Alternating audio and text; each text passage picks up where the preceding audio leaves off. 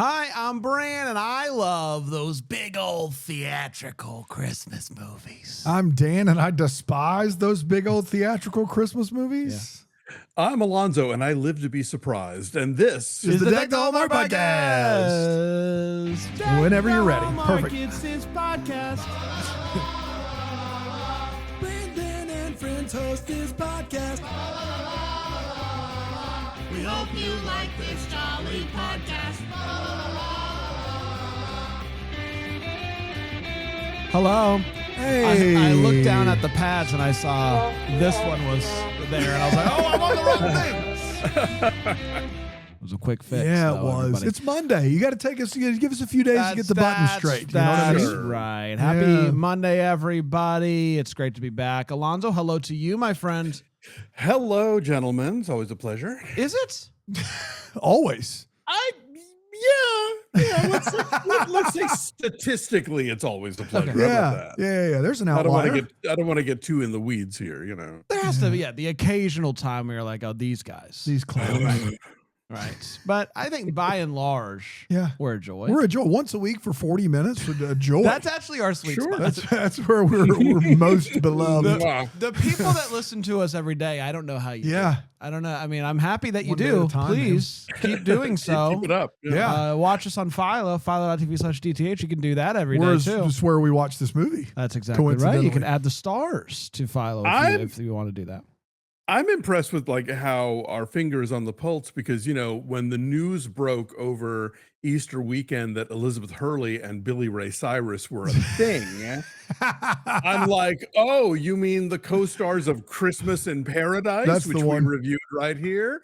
Saw that coming a mile away. The I think chemistry there was palpable. Leapt Oh, off yes. the television. Scorching. You know, that movie is one of the movies that I look back on and I'm like, I'm glad I do this for a living. It is one of the worst pieces of trash, but I laugh every time I think of Billy Ray Cyrus on the beach playing music. It's funny. It's really funny.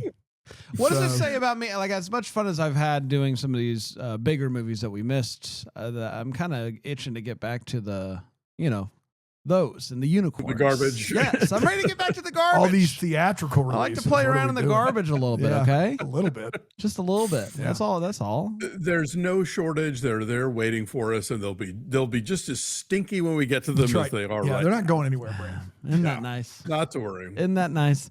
Today we're talking about the best Christmas pageant ever, which was a theatrical release from 2024. Dan, you and I, we took our children to see it. We entered into the cinema holiday That's season. right. And I feel like last year was a pretty big year for the Christmas theatrical movies. Like the fact that there's more than one ever is exciting. I think there was 2 or 3 that made it to the big show. We've done. So that's exciting. So we're covering that terrain as we speak. That's so. exactly right. And if you ever need a brush up, Alonso, I think you got a book coming up. What? Funny you should mention it. I News to do. me. This is great. What is it? Is it anything like Have Yourself a Movie Little Christmas, a book I adore?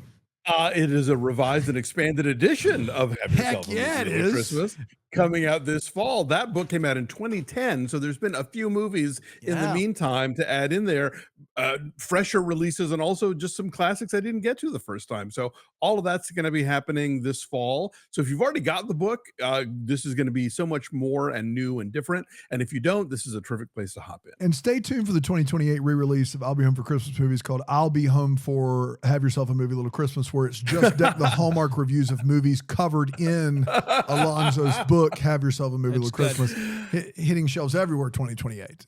Don't give away these ideas, Daniel. We need to let them percolate.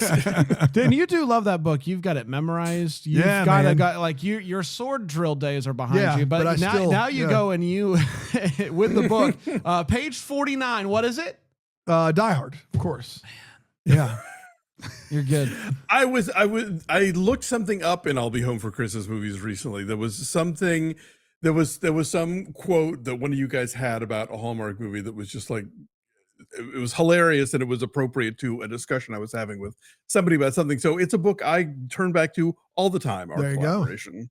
Yeah, I always get a kick out of when I think back to a movie and I'm like, I feel like I remember liking it, and then I look in the book and it's like, It was just okay for me, dog. I'm like, oh man, I hated that one.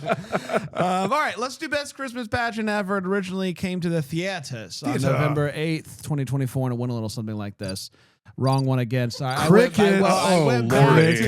back to do the thing. You need to know something right off the bat. Dan, you know this. Yeah. Alonso, you know it. But you at home, the Herdmans are the worst kids in the world. That's what you need to know. There's Imogene, who's the oldest. There's Ralph. There's Leroy. There's Claude. There's Ollie. There's Gladys. They smoke. They curse. They bully. They're just plain bad. Enter Beth Bradley, who is the narrator of this movie, and she's also, a kid. And early on, her locket gets stolen from Imogene, and she prays to God to send the Herdmans far, far away. Meanwhile, the church's 75th annual Christmas pageant is coming up. It is a big deal. There are TV commercials, everybody. Mrs. Armstrong, who's directed it every year, breaks both of her legs, so Beth's mom, Grace, steps in. Despite all of the skeptics, she boldly claims that it is going to be the best Christmas pageant ever. Beth's little brother, Charlie, has been getting bullied into giving Leroy his lunch cookies. And so out of frustration, he says that he doesn't even need them. It's not even a big deal because he can get all the snacks he wants to at church. Big mistake. Because Leroy spreads the word to his siblings, and the next thing you know, the Herdmans show up to church. The pastor says, well, if you want the snacks, you got to attend Sunday school first. And so they do. But even more shocking than that is that they stay. And Imogene declares that she is going to play Mary and Ralph is going to play Joseph in the 75th annual Christmas pageant. The rest of the major roles, all claimed by the Herdmans. The other kids decide it's probably best not to argue or try to compete for said roles. You don't want to get beat up. When the church community hears that the Herdmans are basically going to be putting on the play, they protest. You can't let the Herdmans be in the pageant. At the first rehearsal, Grace realizes something big. The Herdmans don't know the story of Jesus, and so she decides she's going to read it. They are stunned by this story. They demand that King Herod be included in the play so that he can be killed. They have their thoughts on this pageant. Imogene ropes Beth into helping them research the story of Christmas at the library, even getting them library cards for their own. The final dress rehearsal is a mess. Imogene's brother hides the baby Jesus doll. The choir kind of falls apart. They're all over the place. And then ultimately the fire alarm goes off.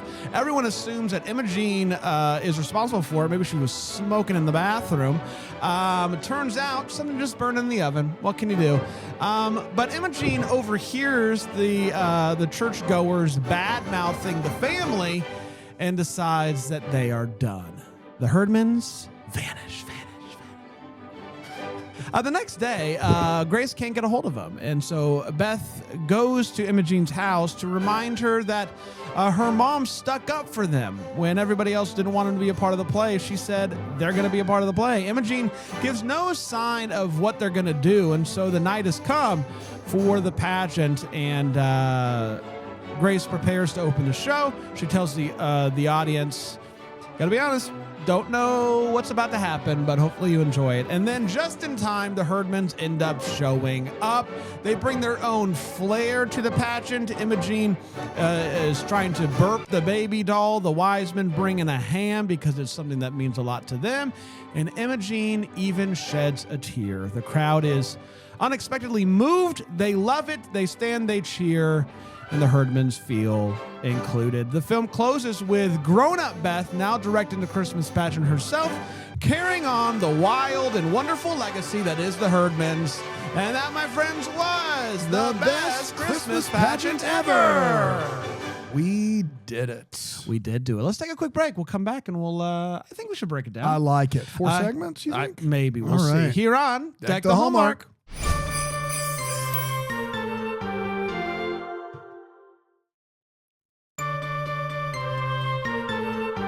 Welcome back, everybody. It's Brandon Stan. It's Alonso here with you on a Monday. We're talking about the best Christmas pageant ever. The Gress Bismuth. It's the Gress Bismuth. Pheasant. You got it. From 2024, based off of a classic book. That's right. From the 70s. Let's break it down. Let's start with a hot take, so we share exactly how we felt about this movie, and I'm going to start with you, Alonso. Alonso, what do you think? The best Christmas pageant ever. Well, yeah. First off, were you guys familiar with the book? Did you? I adored this book as a kid. Like, Cool. it was read to me by my mom, by people at school. I loved this book. Had you ever heard of it? I had heard of it, but it was not a thing in my household. Love this book. Yeah. Gotcha. Yeah, no, I knew it as a kid. I have a vague recollection of the TV movie they had already made of this. But yeah, I'm a longtime fan of the material. And to be honest, when I first heard that it was going to be brought to the big screen by the guy who makes The Chosen, I thought, yep. Okay, because I reread it actually going on my way to one of my flights to see you guys, and it was sort of like I could see a million ways where a super faithy based version of this could just be what the kids call cringe, but the results, I think, are pretty terrific. This is a funny movie. It is it is beautifully portrayed. It dabbles into the faith-based stuff without being heavy-handed about it, which you can say about very few faith-based films these days. The villains are all churchgoers. That's so right. Like that's pretty bold right there. And I think that having Judy Greer play the mom kind of undercuts what could have been really treacly, because I think Grace lives up to her name, but at the same time, she isn't, beatified in the way that some actresses might have wanted to play her. I think Judy Greer really brings a grounding here. The kids are great. The Herdmans are terrific. There's a lot of laughs here. The way that they expand things from the book, particularly the character of Imogen, is smart. Yeah, I like this movie a lot.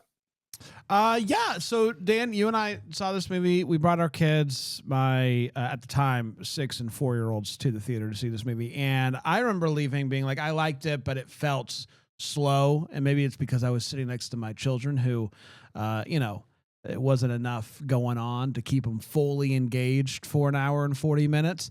Watching it the second time for this, I liked it even more than I did the first time. It is really funny and heartwarming, and the casting is just incredible in this. And I don't know how true this is, but I saw a little blurb on the IMDb, which I don't know. I'm sure it got cited somewhere, but Dallas Jenkins actually wrote a letter to Pete Holmes, Judy Greer, and Lauren Graham, basically saying for specifically why each of them are perfect for the roles in which they get in this movie. And that's why they all three ultimately ended up saying yes, because of like how he basically like laid it out for them, like why they're perfect for this role. And I can't disagree. Like, great casting all the way around, which I think really elevates the movie and makes it something really special and fun. And the Christmas aesthetic is fantastic in this movie. So really enjoyed it. Dano? Yeah, I echo the echo of the sound of your echo. This is a really quality Christmas movie that I think a lot of families could do to watch every year. It's a great family Christmas film, and I think it's widely accessible. And I too was terrified upon seeing the trailer that this was Dallas Jenkins who did The Chosen. And I loved the book as a kid, and I either didn't want to revisit this and realize the book wasn't nearly as good as I remember, or B, watch them make a Sunday school lesson out of the book and make it something that's just for church people, which is the big thing with faith-based movies is they put a little bit of money behind their movies, but at the end of the day, they can't help themselves but to proselytize. And so instead of making a movie that's accessible to everyone, they refuse to let you try to take any sort of possible opinion away. They just tell you what it's about and they tell you what to think. And so kudos to Dallas Jenkins, kudos to all involved, Pete Holmes, Judy Greer, Lauren Graham, all the kids. All the churchgoers are bad. I think a lot of things in church that people who are ingrained in church think are features are actually bugs. Those are pointed out in here. There's a lot about, money and status and what something means and how you think you're better than someone because you go to church on Sunday. It really is done in a way that's accessible to everyone. It doesn't The movie doesn't come to a crescendo and go, this is why you should be in church.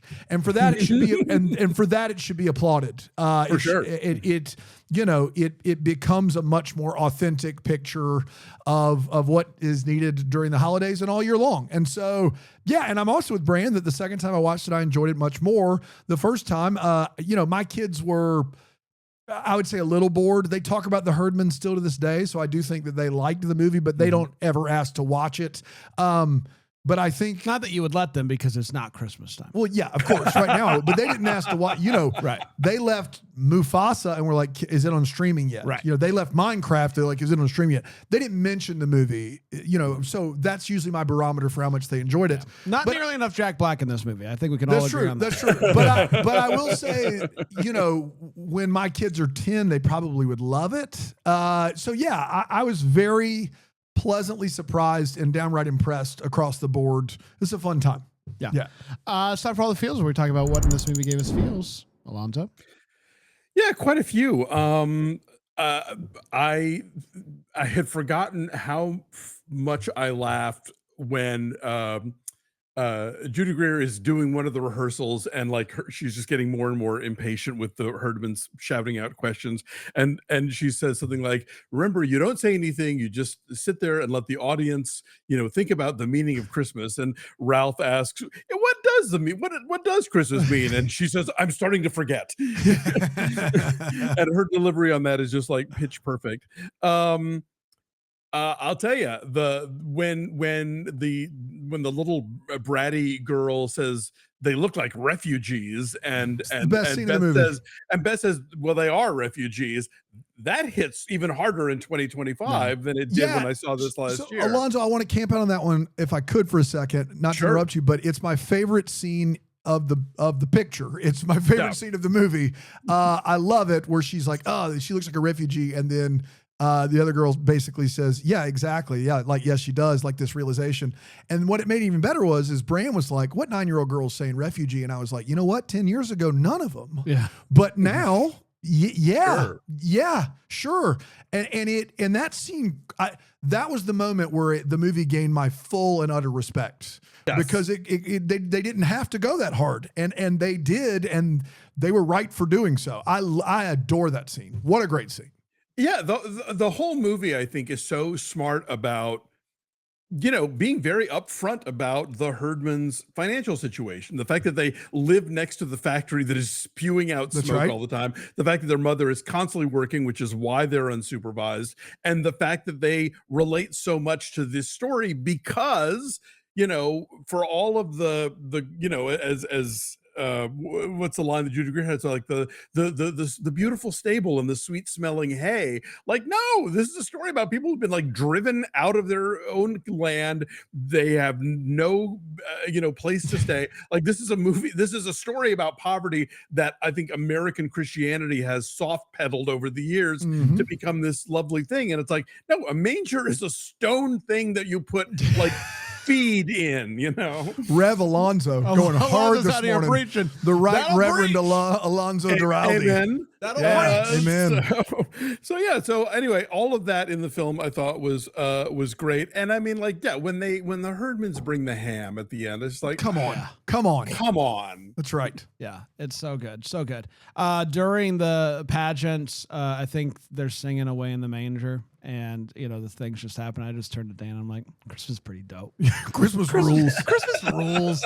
It just freaking works, man. But when Beth comes downstairs, what she doesn't know is that her parents are, at the table, and she's trying to figure out what am I going to do. The Herdmans are missing, but she just comes down and just looks at the magic of Christmas. That is the Christmas tree, the train, and just takes it in for a second, like that beauty of being a kid and seeing all the Christmas decorations, and just you see it all the time, but then sometimes you walk downstairs and you're like, man, this is good stuff. It was a really sweet little moment. Dano? Yeah, I'll go into my other one because I don't have much in the way what's but the refugee scene is the best scene in this movie. But the way that they treat these Herdman children who all, and I quote the movie here, take the Lord's name in vain because they say, "Oh my God," is that was my wait. What? Go on. so no. What's great about this is number one. I hope if you're listening to this and you're younger than I am, which is 41, you can learn now that when the Bible talks about taking the Lord's name in vain, it doesn't talk about people that's not someone that says, "Oh my God," that's someone using religion to further their agenda or their power trip. So like, what if you sing it though, like Usher? Oh my, yeah. God. So like, yeah. Baby, let me I think that would be great. I think that's a great use. God loves that. that. I think God loves that. Okay. Yeah. And God looks at that song and goes, yeah. Yeah. You get it. Yeah. It's nicely done. Yeah. Those are Brand's confessions. So sometimes you just gotta let it burn. You know what I mean, bro? What I love about this is that early in the movie, it is a very big deal when she says, "Oh my God," and then they start hearing about King Herod and about the Jesus going to the manger, and like this, this herdman kid who doesn't really have any parents is like, "Oh my God," and then the last 2 times that she says "my God" in this movie, they do not correct her, and it's fantastic. So like they realize it's nonsense. It's a nonsense thing to keep children acting elitist. And they've told you it's from the Bible. And in this movie, whether they meant to or not, when I was a kid, if I'd ever said, "Oh my God," I would have been just chastised by, anyone at a church or at a school. And at the end of this movie, they're just like, "You know what, Imogene Herdman? Yeah. Oh my God. I can't believe it." And I thought it was wonderful. I thought that was, and I don't know if it was an intentional thing or not, but the second time through, I caught the fact that they just let it slide. And I thought that was amazing. Yeah, not enough people when hearing about Herod go, "Oh my God!" Right? Yeah, exactly. He wanted to kill a child. Wait, can we camp there for a second? You kidding me right now? Oh my gosh! Someone should stop him. Yeah. All right, let's take a break. We'll come back. We'll get to the wait, what, and the what the hallmarks here on Deck the Hallmark. It's okay. Oh my God.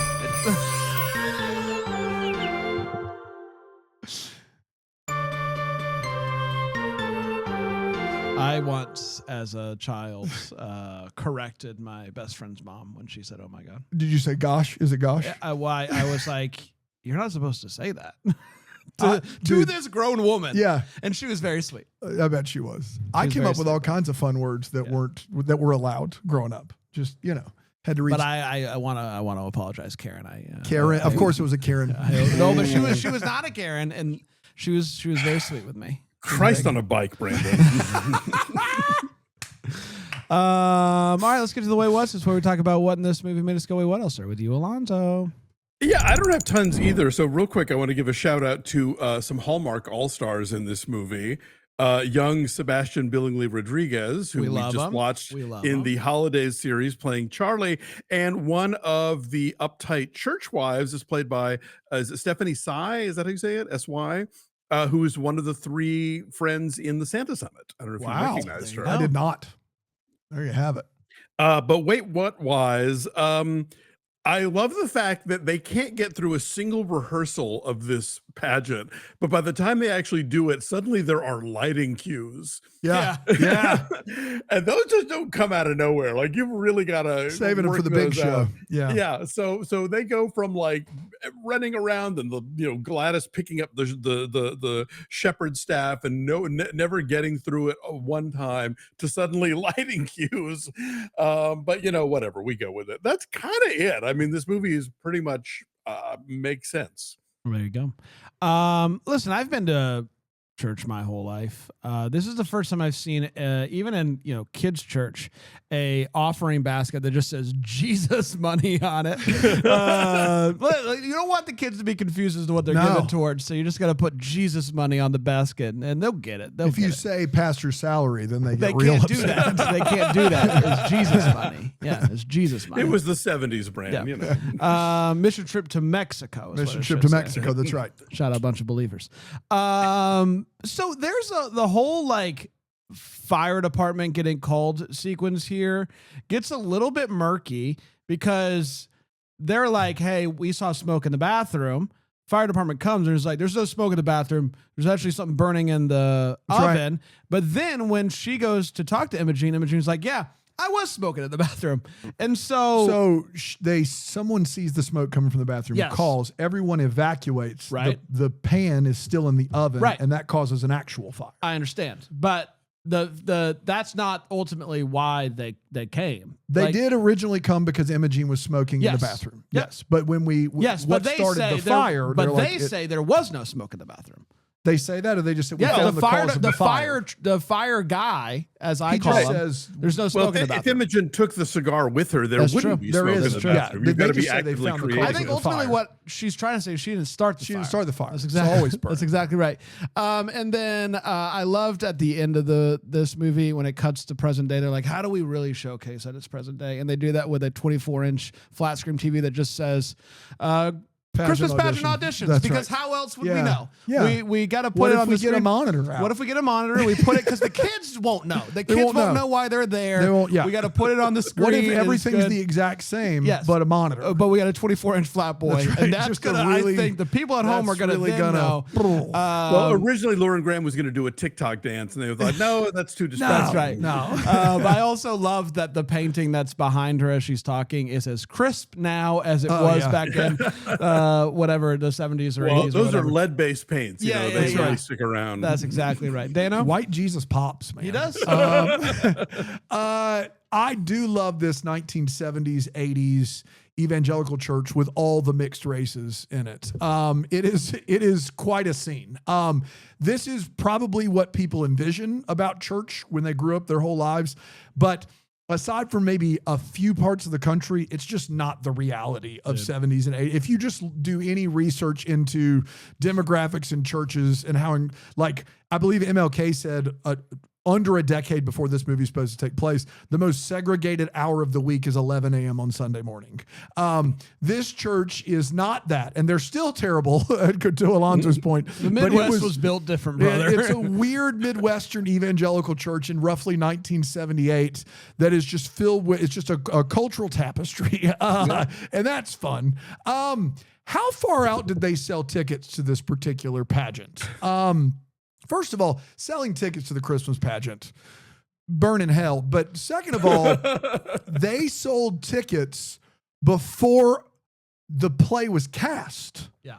So, because we have a scene where she's like, I didn't know the Hermans were going to be in it, and then I already bought tickets, and there's no refunds. Like, how far out are you stretching on this? They established that it's a big deal in the town. This is the 75th anniversary. They They're do. really like they're advertising it on TV. So I mean, Yeah. I bought that. Yeah, which is that's kind of what the hallmark is how much money did they put into this? Well, Money questions, if you can believe it, mostly. And then lastly, and this is just because I also grew up in church my whole life, 500 people ain't fitting in that sanctuary. Not on your best to say that there are 500 people in there, unless there are people below the pews, like laying down. Not on your life would there be 500 people in that sanctuary. It's just too small and intimate. 250 tops, man. That's all I got. 250 tops. Yeah. It's time for what the hallmarks were. We wonder what could have been. Maybe have it gives us clarity and questions we still have. What are we still wondering about? I'll start with you, Alonso. Well, first of all, I just want to give a shout out to actually the director of this movie, Dallas Jenkins, because on the review of this movie on Breakfast All Day, I assumed that the insert shots that we see of the real the biblical nativity that happened at the end of the film were like, you know, from The Chosen. Yeah. And he actually commented on our YouTube page to say, no, these were shot, you know, like There you originally for So the film. I saw you write about it, and I told Brand they were from The Chosen because I thought that was the case too. Turns out we were wrong. We were wrong. There you have it. I haven't seen most of The Chosen, but I've seen a little bit, and I was just like, it doesn't look Chosen to me. Doesn't look That's all Chosen I'm to you. saying. I got an eye for The Chosen. Doesn't is what I'm pass trying The to say. Chosen. Sure. It doesn't- smell it test. doesn't- That's not, and a that's bunch, not Chosen.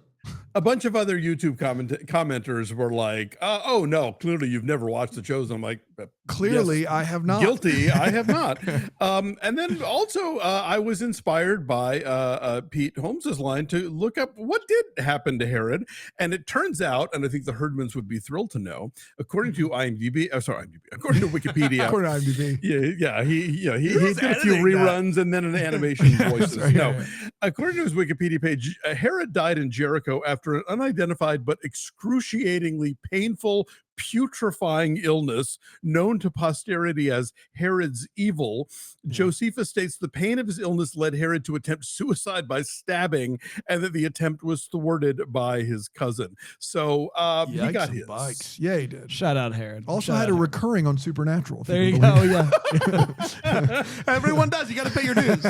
You got to pay your dues. And of course, a Law and Order. Yeah. That's right. Course, That's right. Yeah. Like honestly, I saw I think the first thing of The Chosen, and I was like, I get what they're doing here. But as far we've seen a lot of biblical retellings in our day, and as far as those go, at least it has vision, which is something I think Dallas showcases in this movie as well. There's vision to it, so do it that way you will. The only thing that I had was they answer it in the credits where they show where the Herdmans were. In the first couple, they're like thriving, and I begin to say to Dan, the most unbelievable part of this movie is that none of these kids actually did end up, struggling because of the system. Turns out one of them did. Went to jail. Went to it's jail. like 1 in 6 isn't bad, which you're not wrong. And so thanks for answering all of my what the hallmarks, Dallas Jenkins. Dan?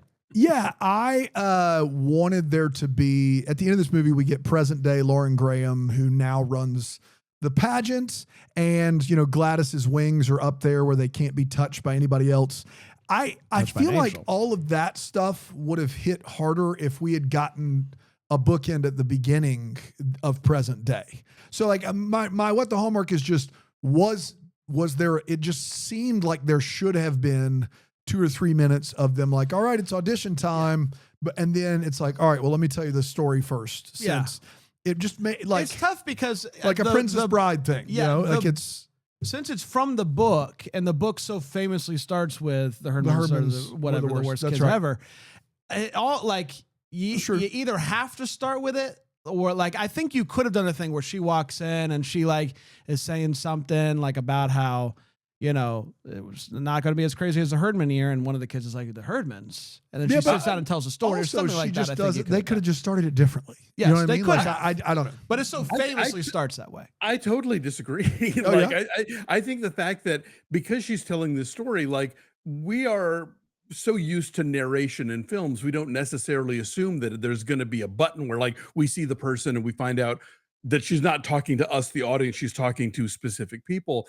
And so I think the fact that it's not just like Beth's reminiscence. I mean, it is Beth's reminiscences, but I mean that we meet adult Beth at the end is kind of like it's a cool kind of button at the end. So yeah, I think bookending it might have been a little a hat on a hat. Like I think it the way it works in that respect is perfectly effective. Yeah, I disagree, but I get it. I mean, let's keep hashing it out, and we'll see what we get when we get to filming. We'll see what we land on. That's right. This is why we do this. This is why we plan. We'll shoot both versions and then test them both with audiences. We'll test them both. That's exactly. That's the perfect way to solve this. That's exactly right. Wonderful. Next week we're watching Passion of the Christ. I think it's going to be really fun. We're going to keep it going. No, next week we're back, and we are going to do by Alonso's request, Yule Log number 2 from Adult Swim. Yeah. Now, what we've all been waiting on. What is it? Well, okay. The first Yule Log it's a horror movie, basically. The first Yule Log, the idea is that it starts like a TV Yule Log, and then suddenly the camera kind of pulls out a bit, and it is a horror movie that takes place entirely within like the living room of this vacation house where like stuff has happened and is continuing to happen. And you don't have to watch the first one, I think, to do the second one. They pretty much explain to you where you are. But the second one has the final girl, the sort of survivor of the first movie, being pursued by the Yule Log, and it is both a horror movie and a really spot-on parody of Hallmark movies. Oh man, all in. I think you'll enjoy it. But so there's dialogue. Oh yeah. Okay.